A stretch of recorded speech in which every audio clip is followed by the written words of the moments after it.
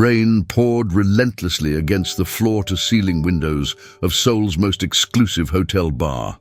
Min Jae-wook sat alone, his expensive suit wrinkled, his usual composure shattered. The hostile takeover had succeeded, but the cost felt unbearable. His father's legacy company now belonged to strangers, and the weight of failure pressed against his chest like a physical wound. He ordered another whiskey, his third, maybe fourth. Numbers blurred together like everything else in his life lately. The amber liquid burned, but not enough to numb the ache of disappointment he'd seen in his father's eyes before the old man's heart gave out last month. She appeared beside him like a gentle ghost, her presence soft yet unmistakably real. Dark hair fell in waves around her shoulders, and her eyes held a sadness that seemed to match his own. She wore a simple black dress, elegant in its understated simplicity. "You look like someone who's lost everything," she said quietly, her voice carrying a melodic quality that cut through his alcohol-fogged thoughts. Jae-wook turned, meeting her gaze. Something in her expression suggested she understood loss intimately. She didn't ask questions, didn't probe for details. Instead, she simply sat beside him, ordering tea while he continued drinking. They talked in fragments, about rain, about loneliness, about the weight of expectations. She never asked his name, never revealed her own. When he finally broke down, shoulders shaking with suppressed grief, she held him without judgment, her arms offering shelter from the storm raging both outside and within. In the morning, she was gone, leaving only the faint scent of jasmine on his shirt and a memory that would haunt him for years to come. The conference room buzzed with nervous energy as department heads filed in for the monthly review. Jae-wook had rebuilt everything from scratch, transforming his small consulting firm into one of Korea's most successful tech companies. Success had come at a price. Sleepless nights, endless dedication, and an emotional distance that kept everyone at arm's length. He'd searched for her, the mysterious woman who'd held him that night. Private investigators, social media searches, even returning to that same hotel bar every year on the anniversary. Nothing. She'd vanished as completely as if she'd never existed, leaving him to wonder if she'd been real or just a whiskey-induced dream. "Sir, the new marketing director is here for the presentation," his assistant announced. Jae-wook nodded absently, reviewing quarterly projections. His empire was solid now, built on determination and the memory of that night when he'd lost everything. He'd promised himself he'd never be that vulnerable again. The door opened, and familiar footsteps approached. Something in the rhythm made him look up from his papers, and time stopped. She stood there, portfolio in hand, professional smile in place. Her hair was shorter now, styled in a sophisticated bob. She wore a tailored navy suit that spoke of success and confidence, but her eyes, those same dark eyes that had seen straight through his pain 5 years ago, widened in recognition. "Mr. Min," she said, her voice carefully controlled, "I'm Han So-young, your new marketing director." The room seemed to tilt slightly. The woman who disappeared like morning mist now stood before him, no longer a stranger offering comfort, but an employee under his authority. The irony wasn't lost on him. So-young maintained her professional composure throughout the presentation, her voice steady as she outlined marketing strategies for the next quarter. But Jae-wook noticed the slight tremor in her hands, the way she avoided prolonged eye contact, the barely perceptible pause before she'd said his name. She remembered. Of course she remembered. After the meeting, department heads filed out with approving murmurs about their new colleagues' impressive credentials. Jae-wook remained seated, studying the woman who'd occupied his thoughts for 5 long years. "Excellent presentation, Ms. Han," he said finally. "Your experience with international campaigns is particularly impressive." "Thank you, sir." Her formality felt like a barrier, a wall erected between them and that night of shared vulnerability. He wanted to ask 1,000 questions. Why had she left? Why hadn't she told him her name? What had she been doing at that hotel? But the conference room, with its glass walls and corporate atmosphere, wasn't the place for such conversations. "I'd like to schedule a one-on-one meeting to discuss your department's integration," he said instead. "Tomorrow, perhaps. My office, after hours." Something flickered in her eyes. Wariness, maybe recognition of the underlying current between them. "Of course, Mr. Min. What time would be convenient?" 7 o'clock. Most of the staff will have left by then. We can speak freely about your transition into the company." She nodded, gathering her materials with practiced efficiency. As she moved toward the door, he spoke again. "Ms. Han, welcome to the team." She paused, hand on the doorknob. "Thank you. I look forward to working here." But her voice carried an undertone that suggested she was anything but certain about that statement. The door closed behind her with a soft click, leaving Jae-wook alone with memories and questions that demanded answers. So-young's hands shook as she unlocked her apartment door that evening. Seeing Jae-wook again had shattered the careful composure she'd built over 5 years. She'd hoped never to encounter him again, had even researched potential employers thoroughly to avoid any connection to his business interests. Yet here she was, not just in his orbit, but working directly under him. Her small apartment felt like a sanctuary after the sterile corporate environment. Photos covered the refrigerator. A bright-eyed little girl with pigtails, school certificates, birthday parties, Min Jae, her daughter, her whole world, the child she'd never told him about. That night 5 years ago hadn't been random. She'd been drowning in debt, her husband's medical bills, having consumed their savings before cancer finally claimed him. The hotel bar had been her last stop before she'd planned to end everything. One final drink to gather courage for a decision that seemed like the only escape from crushing financial despair. Instead, she'd found a broken man who needed comfort more than she needed oblivion. Holding him had somehow healed something in her own shattered heart. But she'd fled before dawn, unable to face explanations or complications when her world was already falling apart. 9 months later, Min Jae had been born. A beautiful surprise that changed everything. So-young had worked multiple jobs, clawed her way through business school at night, built a career from nothing, all for the little girl who shared her father's determined chin and gentle eyes. Now that father was her boss, and she had no idea how to navigate the impossibly complicated situation. Tomorrow's meeting loomed like a storm cloud, heavy with unspoken history and dangerous possibilities. Her phone buzzed with a text from the babysitter. "Min Jae's asking when Mummy's coming home." Soon, baby," she whispered to the photo on her fridge. "Mommy just needs to figure everything out first." The office building stood nearly empty at 7 o'clock, fluorescent lights casting long shadows through the corridors. So-young's heels echoed against polished floors as she made her way to the executive level, each step feeling heavier than the last. Jae-wook's office was exactly what she'd expected.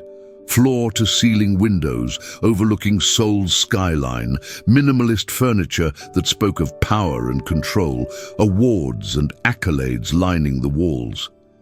He stood with his back to the door, silhouetted against the city lights. "You came," he said without turning around. "You're my boss. I didn't have much choice."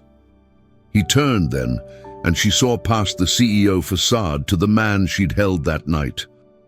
Older now, more refined, but carrying the same weight in his shoulders. "Let's dispense with pretenses, So-young.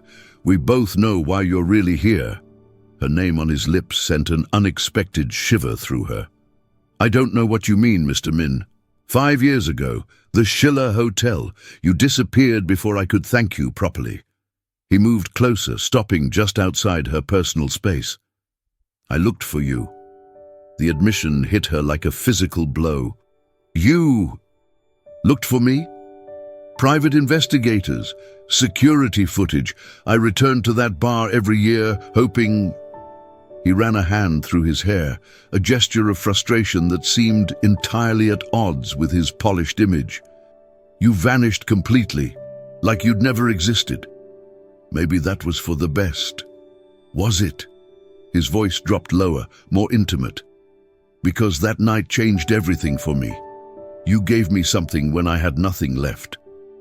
I've spent 5 years wondering who you were, what happened to you, why you left. So Young's carefully constructed walls began to crumble. The weight of her secret pressed against her chest, making it hard to breathe. Jae-wook, say it again. What? My name. You never said my name that night. Her resolve shattered completely. We can't do this. It's complicated. You don't understand. Then help me understand. The words hung between them like a bridge neither dared to cross. Young turned away from his intense gaze, moving to the window where Seoul sparkled below them like scattered diamonds. I was married, she began quietly. My husband, Tae-min, had been sick for 2 years. Cancer. The bills. They consumed everything. Our savings, our home, our hope.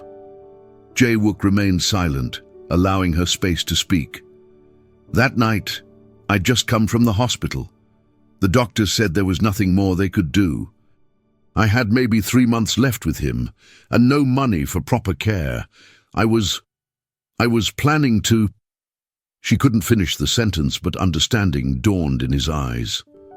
So Young. You saved me, she continued, voice barely above a whisper, by letting me save you. I went home that night and held Tae-min's hand and promised I'd find another way, any way. What happened to him? He died 6 months later, but those were good months. I found work, managed his care. He died knowing he was loved. Tears threatened, but she blinked them back. There's something else, Jae-wook, something you need to know. He waited, patient as stone. That night, it resulted in consequences. Beautiful consequences, but consequences nonetheless. Her voice grew stronger, resolved. I have a daughter. She's 4 years old. The silence stretched between them, heavy with implication. When he finally spoke, his voice was carefully controlled. Are you telling me her name is Minji? She has your eyes. The confession hung in the air like a thunderclap. Jae-wook sank into his chair, the weight of revelation visible on his face. A daughter. He had a daughter he'd never known existed. Why didn't you tell me? He asked finally. How could I? I didn't even know your name until today. The revelation transformed the air between them, charging it with possibilities and dangers neither had anticipated. Jae-wook stared at So Young as if seeing her for the first time, processing the magnitude of what she'd revealed. A daughter, he repeated quietly, as if testing the words. Our daughter. My daughter, So Young corrected firmly. I've raised her alone for 4 years. She doesn't know about you. Something flickered across his face. Hurt, perhaps, or determination. What's she like? Despite herself, So Young's expression softened. Brilliant, stubborn.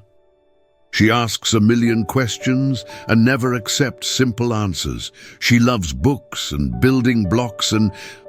She caught herself, walls returning. This doesn't change anything, Jae-wook. I didn't tell you to complicate her life. Then why did you tell me? The question hung between them like a challenge. So Young moved away from the window, putting distance between them. Because you deserved to know, and because working for you without you knowing felt like living a lie. Show me. What? A picture, please. So Young hesitated, then reluctantly pulled out her phone. The screen lit up with an image that made Jae-wook's breath catch. A little girl with dark hair in pigtails, wearing a yellow dress, laughing as she chased bubbles in a park. The resemblance was unmistakable. She had his eyes, his determined chin, but her mother's gentle smile. Min Ji, So Young said softly. She means everything to me. She's beautiful. Now his voice carried wonder and something deeper, a longing that spoke of empty years and missed moments. What does she know about her father? That he was someone I cared about who couldn't be part of our lives. The practiced answer came easily, born of 4 years of careful explanations to an increasingly curious child. And now? Now nothing changes. She's happy, stable.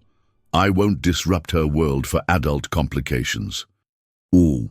But even as she said it, So Young knew everything had already changed. The following weeks established a careful dance between them. During business hours, they maintained strict professionalism. CEO and marketing director, nothing more. So Young delivered exceptional work, her campaigns driving significant growth for the company. Jae-wook remained distant but fair, their interactions limited to necessary meetings and formal communications. But the knowledge between them pulsed like a living thing, impossible to ignore. Jae-wook found himself studying her during meetings, searching for traces of the woman who'd held him that desperate night. She'd grown stronger, more confident, her success evident in every decision she made. Yet sometimes he caught glimpses of vulnerability in unguarded moments, when she checked her phone for messages from the babysitter, when she worked late but insisted on being home by 8 for bedtime stories. So Young felt his attention like a physical weight. She'd catch him watching her during presentations, his expression unreadable but intense. The awareness made her hyper-conscious of every movement, every word. She began bringing lunch to eat at her desk, avoiding the executive dining room, where chance encounters might lead to dangerous conversations. Her daughter noticed the change. "Mummy seems sad lately," Min Ji announced one evening over dinner, her 4-year-old directness catching So Young off guard. "Mummy's just working hard, sweetheart." "Is your new boss mean to you?" The innocent question hit closer to home than it should have. "No, baby, he's not mean. He's just complicated." What's complicated? How could she explain to a 4-year-old that complicated meant having feelings for a man who was both her employer and the father her daughter had never known? That complicated meant lying awake at night, remembering the weight of his grief and the comfort they'd found in each other's arms. "It means grown-up things that are hard to understand," she said finally. "Will you understand them soon?" "I hope so, Min Ji. I really hope so." The business dinner was supposed to be routine, entertaining potential investors at Seoul's most exclusive restaurant. So Young attended as head of marketing, her presence necessary to discuss upcoming campaigns. She wore a midnight blue dress that was professional yet elegant, her hair swept up in a sophisticated chignon. Jae-wook had chosen the private dining room deliberately, wanting to observe her in a more relaxed setting. Throughout the evening, he watched her charm their guests with genuine warmth and sharp intelligence. She was magnificent in her element, and he felt a fierce pride that had nothing to do with her role as his employee. After the investors left, satisfied and eager to move forward, they found themselves alone in the dimly lit room. The city glittered beyond floor-to-ceiling windows, and soft music played from hidden speakers. "Excellent work tonight," he said, loosening his tie. "Your presentation secured the deal." "Thank you." She gathered her purse, preparing to leave. "Stay for a drink. We should celebrate." "I need to get home. Min Ji is with the babysitter, and it's only 9 o'clock. One drink, So Young. We've earned it." Something in his voice made her pause. Perhaps it was the way he said her name, or the exhaustion she heard beneath his polished facade. She sat back down, accepting the wine he poured. "To successful partnerships," he said, raising his glass. "To keeping things professional," she countered. Their glasses clinked, but neither looked away. The wine was excellent, loosening inhibitions they'd kept carefully locked. Conversation flowed easier than it had in weeks, about business at first, then art, books, dreams deferred. "You've changed," he observed eventually. 5 years and a child will do that. No, it's more than that. You're stronger, more sure of yourself. I had to be. Min Jae needed a mother who could take care of her. She's lucky to have you. The compliment hit something tender inside her chest. Jae-wook. I know. Boundaries. Professional distance. He leaned forward slightly. But for just tonight, can we forget about all that? The question hung between them like an invitation to step off a cliff. So-young's rational mind screamed warnings, but her heart remembered the connection they'd shared, the way he'd needed her and she'd needed to be needed. Just tonight, she whispered. Just tonight. He moved around the table, offering his hand. She took it without thinking, allowing him to pull her to her feet. They stood close enough to share breath, close enough for her to see the gold flecks in his dark eyes. I never forgot you, he said quietly. Even when I tried to convince myself you were a dream. I thought about you too, wondered if you'd rebuilt your life. I did. But there was always something missing. His hand came up to cup her cheek. I think I know what it was now. The kiss was inevitable, soft at first, then deeper as years of separation and longing poured between them. She tasted like wine and secrets, like the comfort he'd been searching for in 1,000 sleepless nights.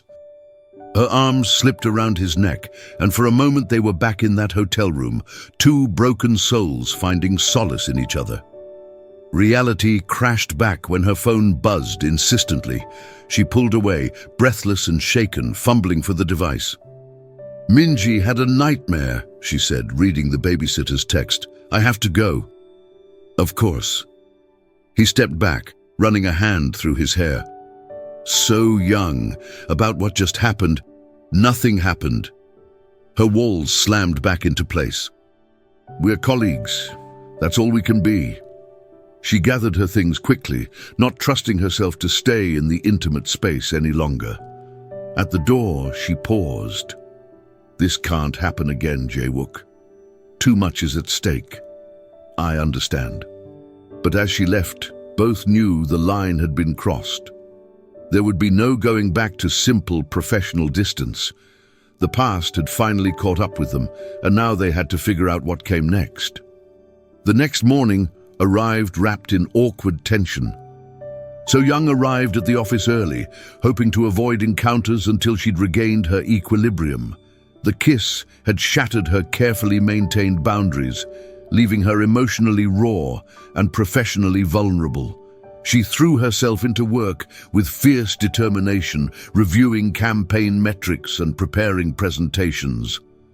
When her assistant mentioned that Mr. Min wanted to see her, her stomach clenched with anxiety. His office felt different now, charged with memory of his hands in her hair, his whispered confessions. Jae-wook stood behind his desk, formal and distant, but she caught the tension in his shoulders. About last night, he began without preamble. Nothing to discuss. We were celebrating a successful deal, had too much wine, and made an error in judgment. Her voice was crisp, professional, utterly at odds with how she felt inside. An error in judgment. He repeated her words flatly. Is that what you call it? What else would you call it? Honest, real, the first genuine moment we've shared since you walked back into my life. The words hit like arrows, finding their mark with painful precision. Genuine moments don't pay rent or put food on the table. They don't protect my daughter from gossip and complications. Our daughter! The correction hung between them like a gauntlet thrown down. So-young's composure cracked slightly. My daughter, she repeated firmly. The one who doesn't know her father exists, the one whose stable world I won't disrupt because two adults can't control their emotions. And if I want to know her?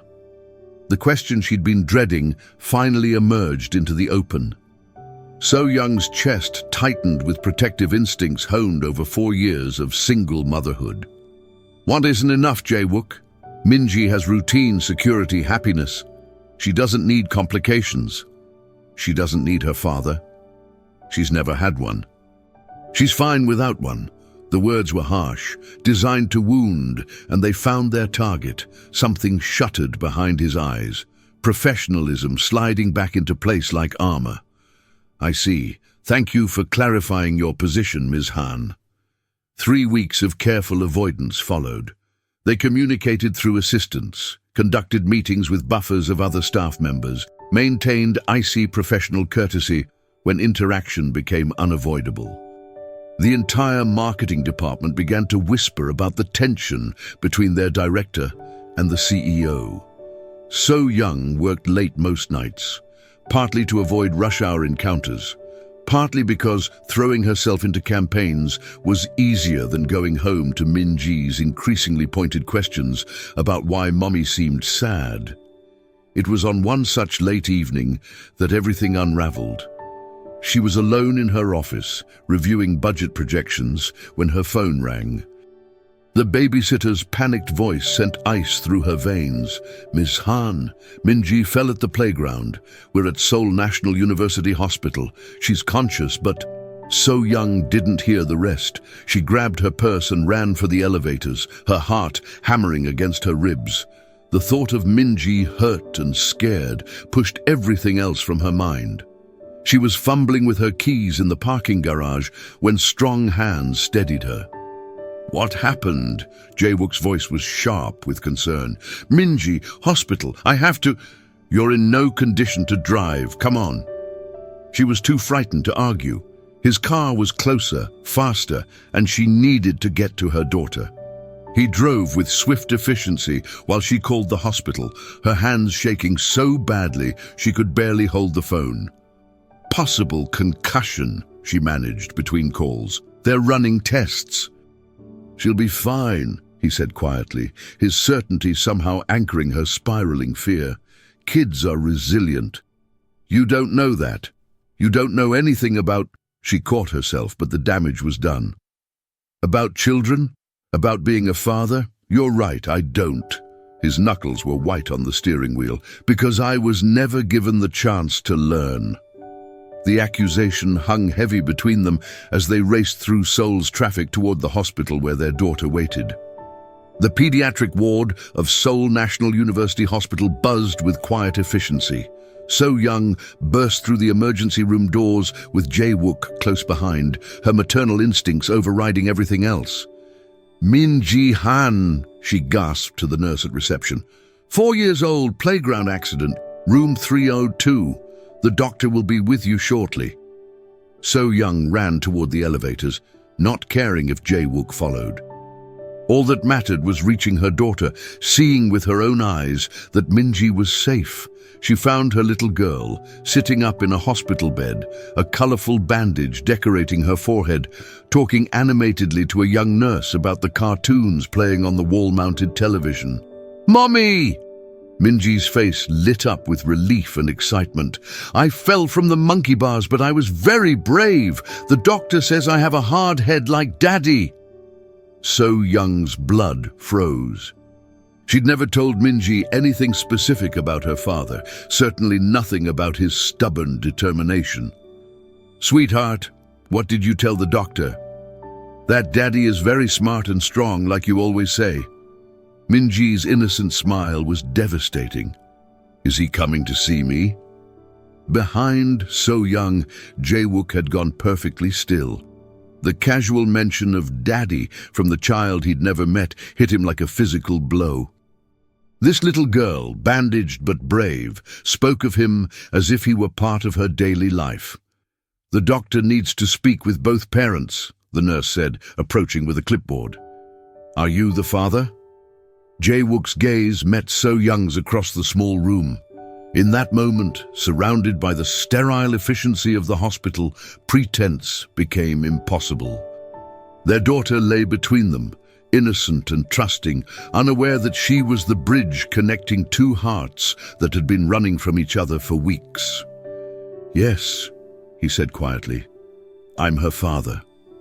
Min Jae turned toward his voice with curious eyes, and Jae-wook felt his world shift fundamentally. She was beautiful, perfect, everything he'd imagined and more. When she smiled at him with complete trust, something inside his chest cracked open. "Are you really my daddy?" The question hung in the air, innocent and devastating. So Young held her breath, realizing that this moment would change everything, that there was no going back from whatever happened next. The hospital room fell silent, except for the soft beeping of monitors and the distant sounds of the pediatric ward. Min Jae's question hung in the air, her dark eyes, so like her father's, moving between the two adults who suddenly seemed frozen in time. Jae-wook knelt beside the hospital bed, bringing himself to his daughter's eye level. His hands shook slightly as he reached out to gently touch her bandaged forehead. "Yes, sweetheart," he said softly. "I'm your daddy." Min Jae's face broke into a brilliant smile. "I knew it. You have the same eyes as me. Mommy always said I got my eyes from someone special."